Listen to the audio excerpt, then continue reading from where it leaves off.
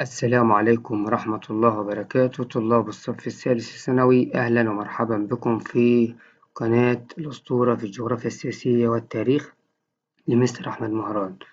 إن شاء الله هنتكلم مع بعضينا يا شباب على حل تدريبات مهمة جدا من كتاب المصدر في التاريخ للثانوية العامة، وتدريبات هذا الكتاب تدريبات قوية جدا، تاخدوا بالكم منها لأنها مهمة جدا في امتحان نهاية العام بإذن الله. نبدأ على بركة الله مع بعض في حل امتحان شامل على الفصل الثاني بإذن الله. السؤال الأول بيقول لك: وفي هذا اليوم دعا حسين باشا القبطان قائد الأسطول العثماني قادة المماليك إلى مأدبة على سفينة القيادة، ولما كان أمراء المماليك يعرفون مغزى الدعوة فحاولوا الهرب من السفينة، لكن قتل منهم عدد كبير، ثم تدخل الإنجليز للإفراج عن من أسرى منهم لدى العثمانيين. يعني بالآخر كده العثمانيين عازمين المماليك على السفينة، وطبعا المماليك لما عرفوا بالكلام ده هرب عدد كبير منهم، بس في عدد كبير منهم اتقتل. تمام كده. الإنجليز لما عرفوا الكلام اللي حصل ده اتدخلوا علشان يساعدوا على الإفراج عن بعض الأسرى من يد العثمانيين. لو أنت ناصح ركز، الحركة دي حصلت متى؟ طبعا بعد خروج الحملة الفرنسية من مصر حصل صراع على السلطة بين ثلاث قوى: العثمانيين والإنجليز والمماليك، أو الأتراك والإنجليز والمماليك، كلهم عايز ياخدوا الحكم لصالحه. تمام. وفي الآخر مصر عادت ولاية عثمانية، بس تعرف إن الإنجليز كانوا عايزين يكسبوا المماليك في صفهم عشان يوصلوا لأهدافهم داخل مصر، وهي تأمين طرق مواصلاتهم للهند. فطبعا الإنجليز هيتدخلوا للسلطان عشان ما يعدمش زعماء المماليك يا شباب. فبيقول لك: في ضوء العبارة أو في ضوء دراستك استنتج تشير الأحداث الموجودة في الوثيقة إلى أي من الفترات. طبعا الفترة دي بعد خروج الحملة الفرنسية والصراع بين الثلاث قوى، يبقى هنختار الإجابة ب. ليه اخترنا ب؟ زي ما شرحنا بالظبط في الوثيقة. السؤال التاني بيقول لك يا عاد: القيادة لا تعني القوة فقط، بل تحتاج إلى فن التأثير على المتابعين وتغيير سلوكهم. عايز تبقى قائد، عايز تنجح، لازم تأثر على اللي حواليك قوي وتغير سلوكهم زي ما انت عايز. ده معناها كده يعني تجذب اللي حواليك بالظبط، تخليهم يميلوا لك قوي ويسمعوا كلامك. في ضوء دراستك يمكن تطبيق نظرية القيادة في أي من المواقف التالية. انت لو ناصح، مين اللي قدر يأثر على اللي حواليه وخلاهم يحبوه قوي ويكسب ودهم وعطفهم وثقتهم؟ طبعا محمد علي في ثورة مارس 1804 ضد المماليك اللي قام بها المصريين، لما جاهر بالانضمام للعلماء والمشايخ، وقدر يأثر على المتابعين اللي هم الناس في هذه الثورة. تمام. وبالتالي قدر يوصل بعد كده للحكم. يبقى هنا المفروض نختار إيه؟ نختار الإجابة د. إيه هي الإجابة د؟ اللي هو ظهور محمد علي بمظهر الرجل العادل الذي يكره الظلم. في بعد كده عاد سؤال رقم 3 بيقول لك: يا أظهرت أحداث الحملة الفرنسية بداية صراعًا استعماريًا تجاريًا على سواحل. يعني الحملة الفرنسية وضحت إن في صراع استعماري على سواحل فين؟ طبعًا كلنا عارفين أكتر منطقة الحملة الفرنسية هتوضح إن هي مهمة للتجارة العالمية منطقة حوض البحر المتوسط، عشان كده إنجلترا كانت مركزة خالص إنها تسيطر على هذه المناطق، وظهر ذلك أيضًا بعد خروج الحملة الفرنسية، وظهر أكتر في معركة أبو قير البحرية. يبقى أكتر السواحل اللي الحملة الفرنسية وضحت إن فيها صراع استعماري كبير جوي على التجارة هي سواحل البحر المتوسط يا شباب. يبقى الإجابة ب. السؤال اللي بعديه رقم 4 بيقول لك: تعد الحملة الفرنسية بمثابة تواصل حضاري بين الشرق والغرب. الحملة الفرنسية هي بمثابة، يعني تعبر عن التواصل الحضاري بين الشرق والغرب.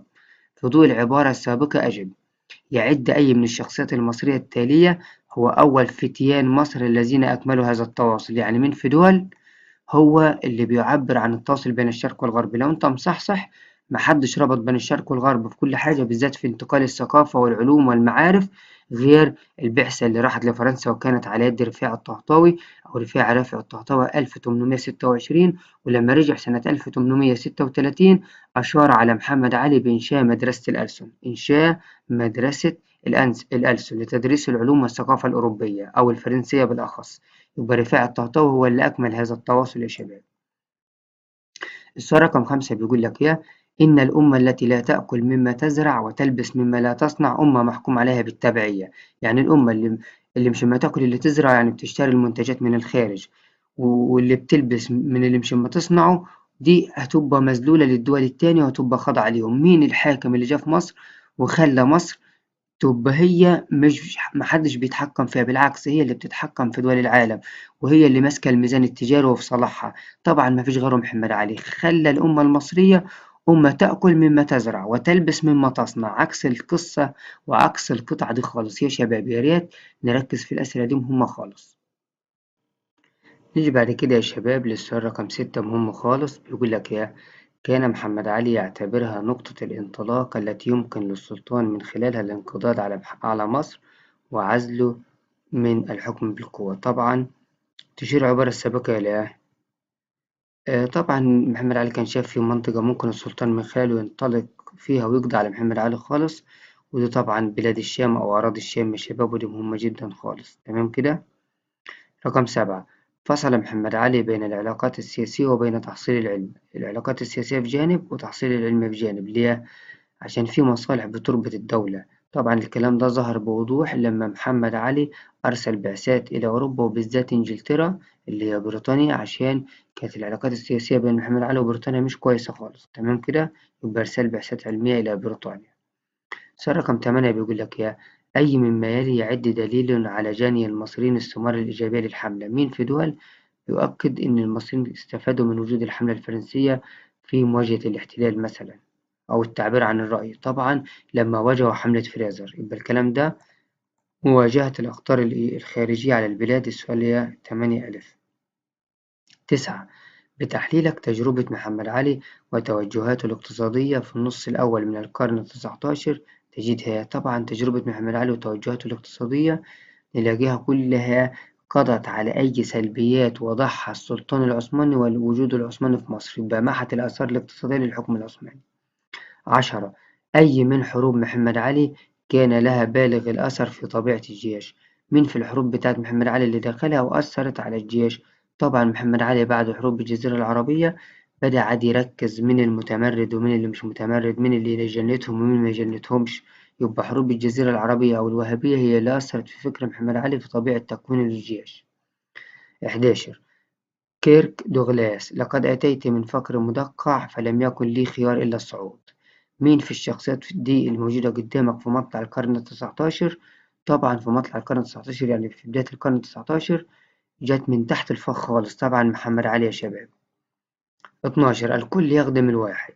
يتفق القول السابق مع توجهات محمد علي متى أو عندما يعني لما طبق نظام الاحتكار وخلى كله في الدولة يخدم الدولة بوضع فلسفة النظم الاقتصادية أو النظام الاقتصادي الجديد اللي هو نظام الاحتكار. السؤال رقم 13 بيقول لك يا اتقن القواعد كمحترف حتى تتمكن من كسرها.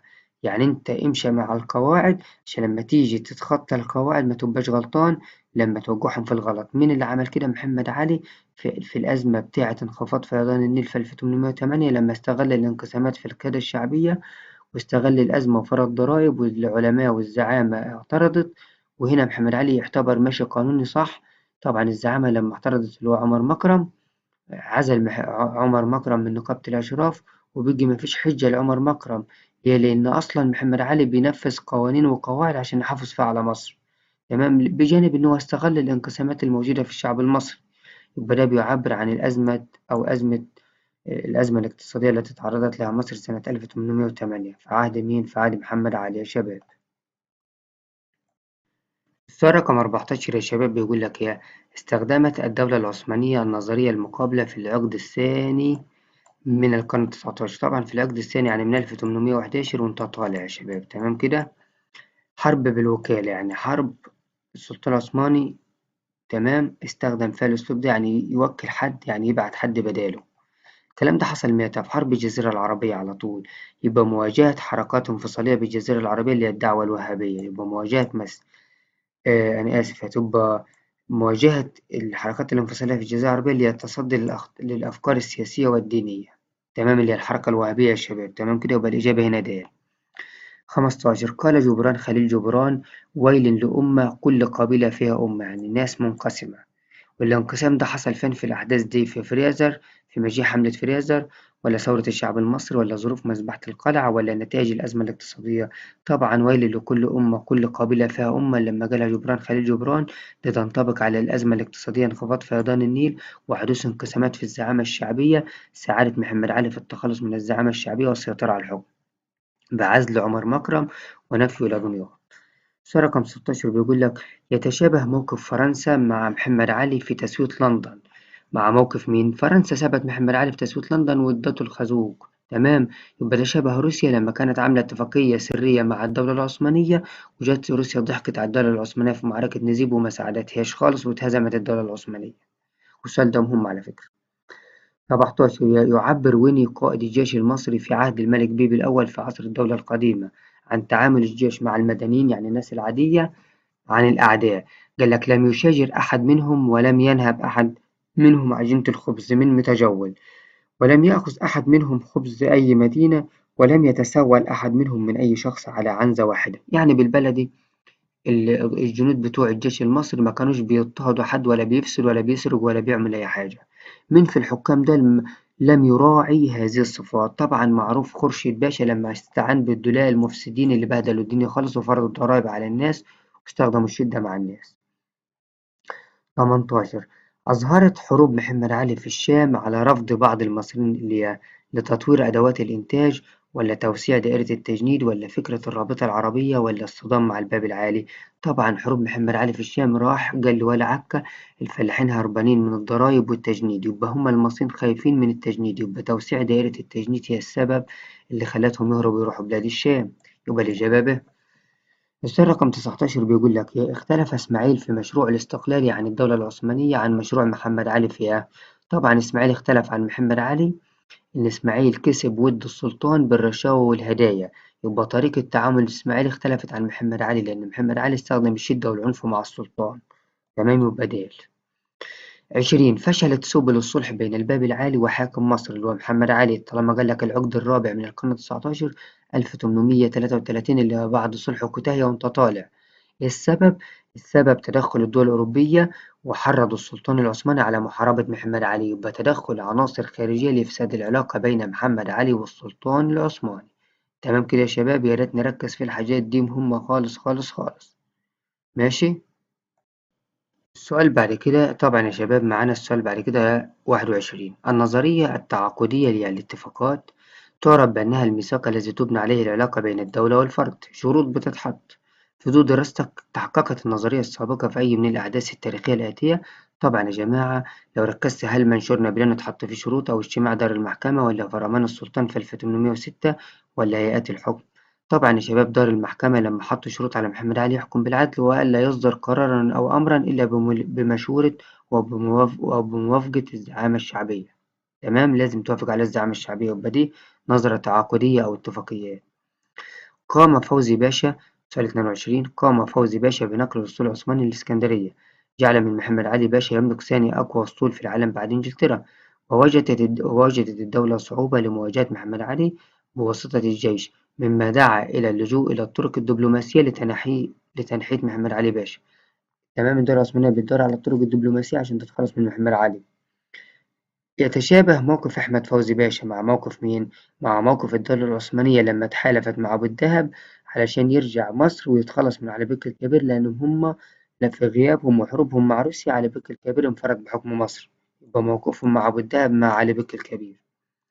23 أظهر محمد علي مدى الفجوة بين مصر والدولة العثمانية طبعا لما مسكهم في معركة نزيب أو نصبين ونفخهم، يبقى في المعارك الحربية 1839.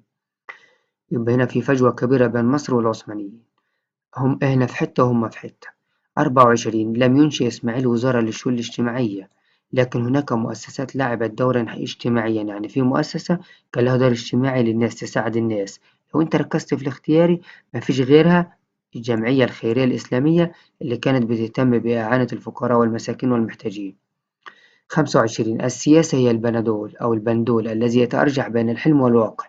السياسة إن أنت تبقى عايش ما بين الحلم والواقع. الكلام ده حصل مرتين في النص الأول من القرن التسعتاشر، مرة لما المماليك كانوا واضعين يدهم تحت ضرس إنجلترا وهي اللي بتتحكم فيهم للوصول للحكم، وتاني مرة بعد ما الإنجليز خرجوا من مصر برضو نفس الكلام لما برضو محمد بك الألف اتمسك بالإنجليز، يبقى بعد خروج الإنجليز من مصر اللي هو بعد صلح ميان المماليك هم اللي تنطبق عليهم العبارة دي.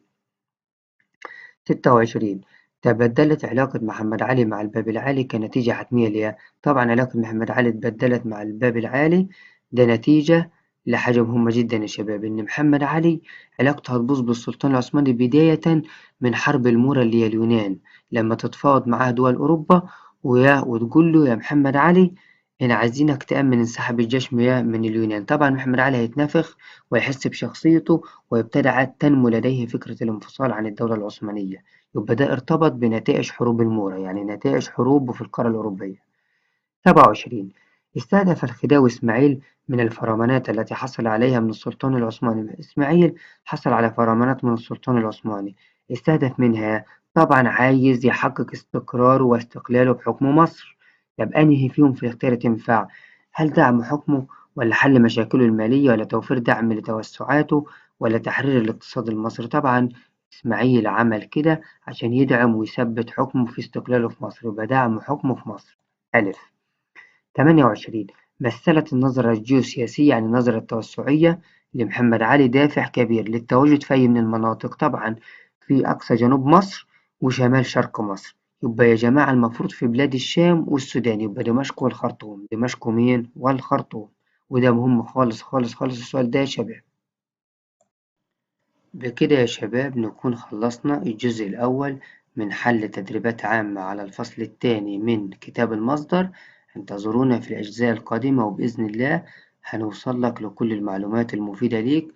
بالتوفيق للجميع والسلام عليكم ورحمة الله وبركاته.